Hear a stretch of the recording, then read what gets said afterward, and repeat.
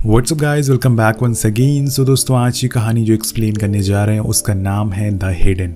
कहानी शुरू होती है 3 लोगों की फैमिली से, जिसमें हम रे, उसकी वाइफ क्ले और उसकी बेटी जोई को देखते हैं। अब इन तीनों को देखकर आपको लग रहा होगा कि ये तीनों इतना ज़्यादा घबराए हुए क्यों है। ये आपको कहानी देखकर पता चल जाएगा। इस कहानी में हर एक मोड़ पर बहुत ही सारे ट्विस्ट हैं, तो उसके लिए आपको तैयार रहना होगा। तो चलिए कहानी की शुरुआत करते हैं।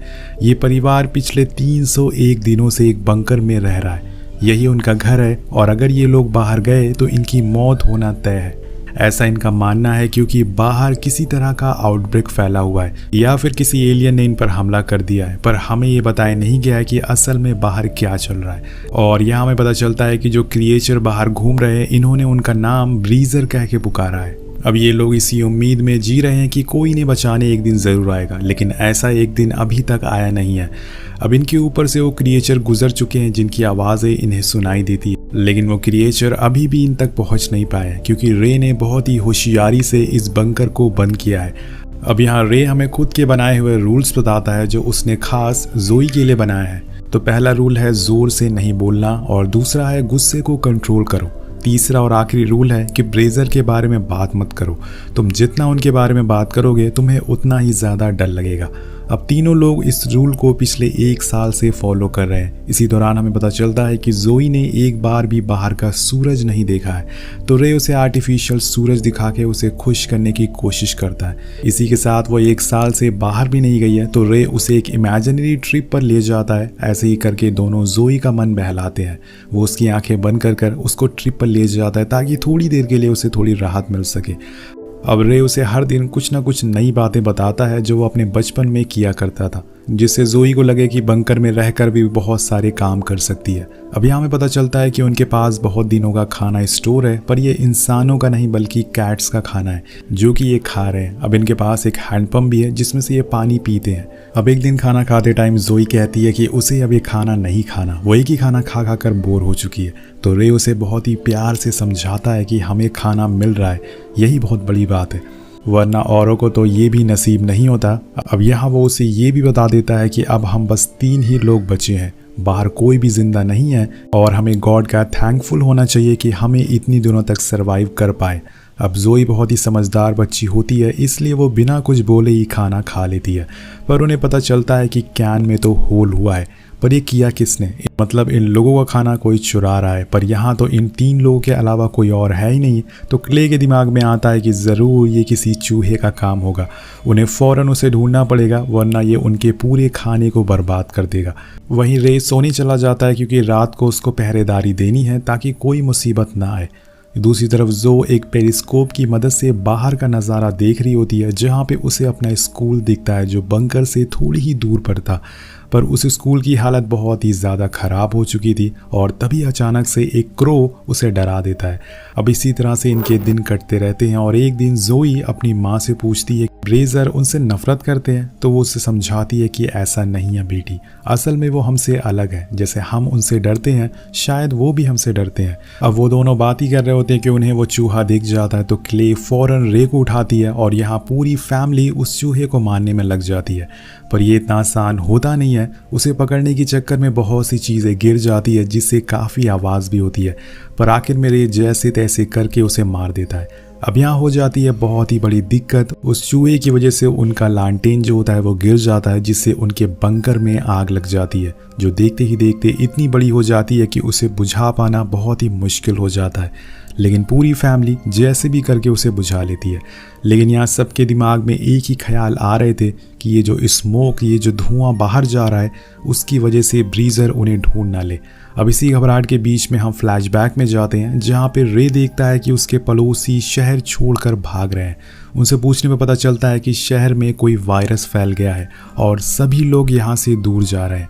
तुम भी अपनी फैमिली को लेकर यहाँ से चले जाओ। कहानी एक बार फिर से प्रेजेंट में आती है, जहाँ पे क्ले देखती है कि धुआं तो निकल गया है, पर जो राख थी वो हमारे गेट पर ही जमा हो गई है, जिसे हम ज़रूर पकड़े जाएंगे। और यही सब सोचकर वो पैनिक होने लगती है, और तब रे उसे दूसरा रूल याद दिलाता है कि आउट ऑफ कंट्रोल नहीं होना है। इसके बाद वो कहता है कि हमें ऊपर जाना होगा, राख को हटाना होगा, लेकिन अभी नहीं, सुबह 4 बजे, क्योंकि उस टाइम ज़्यादा उजाला नहीं होता। अब जोई अपनी मॉम को ऐसा करने से रोकती है कि वो ऊपर ना जाए क्योंकि वहाँ वो मारी जा सकती है, और वो रूल है डोंट ओपन द डोर। लेकिन उसकी मॉम उसे समझाती हैं कि अपने बच्चों के लिए कभी कभी सारे रूल तोड़ने पड़ते हैं।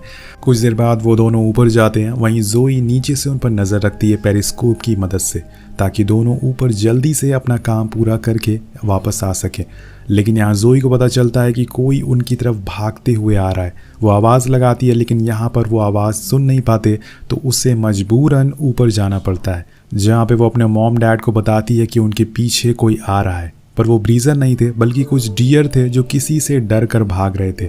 अब तीनों फौरन नीचे बंकर में आ जाते हैं और यहाँ हमें पहली बार बाहर का मंजर दिखाया जाता है। चारों तरफ बस तबाही थी और सब कुछ ख़त्म हो चुका था। पूरा शहर राख में बदल चुका था। एक भी इंसान कहीं नहीं थे, लेकिन वो ब्रीजर जानवरों को नहीं मार रहे थे, जिस वजह से वो अभी भी जिंदा थे। अब जोई ऊपर का मंजर देखकर बहुत ज़्यादा डर गई थी, तो वो रोने लगती है। उसे अब यही लगने लगता है कि वो उन लोगों को भी मार देंगे। इसी बीच हमें कुछ आहट सुनाई देती है और ये ब्रीजर थे जो उनके बंकर के ऊपर ही घूम रहे थे, पर उसे इनके बंकर का दरवाज़ा मिल नहीं पा रहा था क्योंकि वो छुपा हुआ था। अब यहाँ जोई और ज़्यादा पैनिक करने लगती है, तो मॉम उसे दूसरे रूल के बारे में दोबारा बताती है, लेकिन वो अभी भी बच्ची है तो उसे डर लगना लाजमी है। अब ये देखकर रे उसे एक बार फिर से इमेजिनरी ट्रिप पर लेकर जाता है, जिससे वो थोड़ा शांत होती है। लेकिन यहाँ हो जाती है एक बहुत बड़ी गलती। जोई की डॉल बोलने लगती है, जिसकी आवाज़ ऊपर तक पहुँच गई थी, जिससे कि उन ब्रीजर्स ने उन्हें सुन लिया था। अब रे उस डॉल को गुस्से में तोड़ देता और उसके स्पीकर को भी निकाल देता है। अब यहाँ ऐसा माहौल बन जाता है कि सभी लोग बहुत ज़्यादा डर जाते हैं। उस ब्रीजर को उस गेट का पता चल चुका था क्योंकि उसने उस डॉल की आवाज़ सुन ली थी। अब वो अपनी पूरी जान लगाकर उसे तोड़ना शुरू करता है, लेकिन रे ने उसे जंजीरों से बांध कर रखा हुआ था। अब यहाँ नीचे अब कोई भी रूल फॉलो नहीं किया जा रहा था, क्योंकि जब डर की बात आती है तो कुछ भी याद नहीं रहता। और आखिर में वो गेट टूट ही जाता है, जिसे हम उन ब्रीजर्स को पहली बार ही देख पाते हैं। लेकिन मौका रहते हुए रे गेट को बंद कर देता है और उसमें रॉड घुसा देता है, जिससे कि एक बार फिर से वो पूरी तरह से सील हो जाता है। और वो दोनों कुछ देर के लिए शांत वहीं बैठ जाते हैं। तो जोई बोलती है कि वो जा क्यों नहीं रहे, तो रे कहता है कि वो बाकियों को लेकर आ रहे हैं ताकि साथ में हमला कर सकें। और तभी हमें उनके पैरों की आवाज़ सुनाई देती है, जिससे सारे रखे हुए सामान हिलने लगते हैं। और यहाँ हमें एक बार फिर से फ्लैशबैक दिखाया जाता है, जिसमें टाउन के लोग वापस टाउन में आ रहे थे, जिसे देखकर रे घबरा जाता है। पर आगे जाके उन्हें पता चलता है कि मिलिट्री ने उन्हें इस टाउन में क्वारंटीन कर दिया है ताकि ये वायरस बाहर ना जाए। और तभी रे देखता है कि वहाँ की चट्टानें कांपने लगती है। और इसी के साथ हम प्रेजेंट में आते हैं। अब बंकर के गेट को एक ब्रीजर तोड़ नहीं पाएगा, पर अगर झुंड में हुए तो ये गेट उनके सामने कुछ नहीं है। और यहाँ पर ऐसा ही कुछ होता है, उनका झुंड गेट को तोड़ देता है और अंदर घुस जाता है। लेकिन तभी क्ले गेट पर आग लगा देती है, जिससे कि उन्हें वहाँ से भागने का थोड़ा टाइम मिल पाता है। वो तीनों एयर वेंटिलेशन से बाहर आ जाते हैं, लेकिन रे का साइज़ बड़ा था, जिस वजह से वो अंदर ही अटक जाता है। और अगर उसे फैमिली के पास जाना है तो उसे कुछ ना कुछ करना ही पड़ेगा। वो अपना एक कंधा तोड़ देता है जिससे कि वो बाहर आ सके, लेकिन वो फिर भी बाहर नहीं आ पाता, जिसके कुछ देर बाद हमें चिल्लाने की आवाज़ आती है, यानी कि रे की अंदर ही मौत हो गई है। अब जोई अपने डैड को ऐसी हालत में छोड़कर नहीं जाना चाहती थी। वो चिल्लाती है और फिर से उस बंकर में जाने लगती है, पर क्ले उसे लेके वहाँ से भाग जाती है। लेकिन थोड़ी देर बाद वो खुद को वहीं खड़ी हुई पाती है जहाँ से ये सब शुरू हुआ था। इसी बीच इनके ऊपर एक हेलीकॉप्टर आता है। अब आपको लग रहा होगा कि ये लोग इन्हें बचाने आए हैं, लेकिन इस कहानी में ऐसे कुछ ट्विस्ट आने वाले हैं जो आप सोच भी नहीं सकते। अब हेलीकॉप्टर में से एक ट्रैप आता है जिसमें दोनों को कैद कर लिया जाता है। और फिर यहाँ हम पहली बार ब्रीजर को देखते हैं, जो असल में सोल्जर थे, ना कि कोई क्रिएचर थे। वो उन्हें एक सीरम इंजेक्ट करते हैं और अपने साथ ले जाते हैं। अब आप लोग सोच रहे होंगे कि ये सोल्जर से क्यों भाग रहे थे, तो इसके लिए हमें फ्लैशबैक में जाना पड़ेगा, जब पूरे टाउन को आर्मी ने क्वारंटीन कर दिया था। लेकिन उनका वायरस से लड़ने का कुछ अलग ही तरीका होता है। उन्होंने इस पूरे टाउन को बॉम्ब से उड़ा दिया और वो लोगों के सामने, और फिर एक एक करके चुनकर सभी को मारने लगे ताकि ये वायरस बाहर ना जा सके और गवर्नमेंट की बेइज्जती ना हो पाए। अब रे और क्ले दोनों जोई के स्कूल की तरफ आ गए, क्योंकि उन्हें पता था कि वहाँ पर एक बंकर है जहाँ जाके वो सेफ रहेंगे। वहाँ उन्हें स्टोर करा हुआ खाना भी मिल जाता है। और पहले दिन जोई ने अपने डैड से पूछा था कि हम यहाँ से कब बाहर निकलेंगे।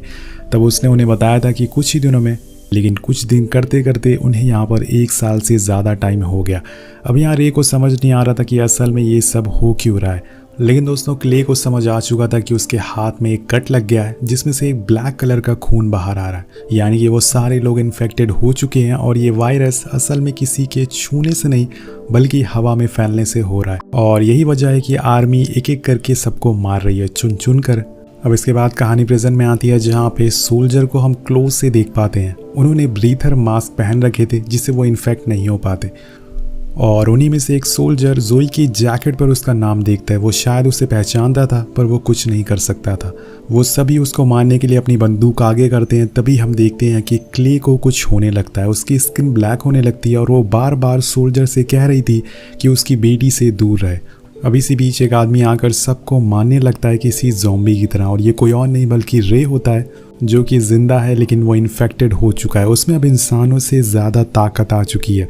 पूरे टाउन के लोग शुरू से ही इन्फेक्टेड हो चुके थे और जैसे ही इन लोगों को गुस्सा आता है ये अपना कंट्रोल खो देते हैं और ये वायरस बाहर आ जाता है। इसी वजह से रे अपनी बेटी को रूल नंबर 2 समझा रहा था कि अपना कंट्रोल नहीं खोना है चाहे कुछ भी हो जाए, और कुछ इस तरह से ये वायरस काम करता है जिसका कोई इलाज नहीं है और यही वजह है कि गवर्नमेंट इन लोगों को मार रही है। वहीं रे को एक सोल्जर गोली मारकर गिरा देता है जिसके बाद वो एक आम इंसान में बदल जाता है, पर अब तो बहुत देर हो चुकी है ये। और रे की ऐसी हालत देखकर क्ले खुद पर काबू नहीं कर पाती और वो भी एक एक करके सारी सोल्जर को मारने लगती है, लेकिन कुछ ही देर में उसे काबू कर लिया जाता है। लेकिन अब वही जोई भी ज़ॉम्बी बन चुकी है, यानी कि पूरा परिवार ही अब इन्फेक्टेड हो चुका है। जोई एक सोल्जर का मास्क हटा देती है जिससे कि वो भी इन्फेक्टेड हो जाता है और यहाँ हम देखते हैं कि वो अब अपनी माँ पर ही हमला कर देती है, लेकिन क्ले ने खुद पर कंट्रोल कर लिया था जिससे वो नॉर्मल हो चुकी थी। और तभी वो जोई को दूसरा रूल याद दिलाती है, यानी कि खुद के गुस्से पे कंट्रोल करना, जिसके बाद वो भी उसी की तरह नॉर्मल हो जाती है। अब इसके बाद दोनों रे के पास जाते हैं जिसे सोल्जर ने गोलियों से छन्नी कर डाला था। जोई अपनी डैड की ऐसी हालत देखकर रोने लगती है, पर रे उसे एक आखिरी ट्रिप पर लेके जाता है जिसके कुछ ही पल बाद वो उसके सामने ही दम तोड़ देता है। अब उन दोनों के लिए ये समय बहुत ही ख़राब था, पर अभी भी उन्हें खुद की जान बचानी है क्योंकि एक दूसरा हेलीकॉप्टर उनकी तरफ आने वाला है। वो दोनों फौरन भागते हुए एक सीवर सिस्टम में चले जाते हैं जहाँ पे कोई इनकी तरफ बढ़ रहा होता है, और ये था उनका पड़ोसी जो इन्हें अपने साथ दूसरी जगह लेकर जाता है जहाँ पर और भी लोग मौजूद थे, यानी कि अभी भी लोग जिंदा हैं और शायद आगे भी जिंदा रहेंगे। अब दोनों अंदर जाने लगते हैं, तब जोई को सनलाइट दिखती है और वो कहती है कि मॉम आज 300 दिन हो गए और इतने दिनों बाद वो सनलाइट को देख रही है। तभी हम जोई की मॉम को देखते हैं जिसकी आंखें बदलने लगती है, मतलब ये लोग सूरज की रोशनी में नहीं जा सकते, हो सकता है कि वो इनके लिए खतरनाक हो। अब दोनों अंदर चले जाते हैं और उसी अंधेरे के साथ ये कहानी ही खत्म हो जाती है। तो गाइस शुरुआत से हम जिसे एलियन समझ रहे थे वो एक्चुअल में सोल्जर थे जो इन्हें मारना चाहते थे, और असली वायरस इनकी बॉडी के अंदर था जो गुस्सा होते ही बाहर आ जाता है। वेल गाइस हो सकता है कि इस कहानी का नेक्स्ट पार्ट भी आए और हमें इस वायरस के बारे में और चीज़ें पता लग सके। तो आपको ये कहानी कैसी लगी नीचे कमेंट करके ज़रूर बताइएगा। मिलते हैं आपसे अगली वीडियो में। Thank you so much watching. Peace out.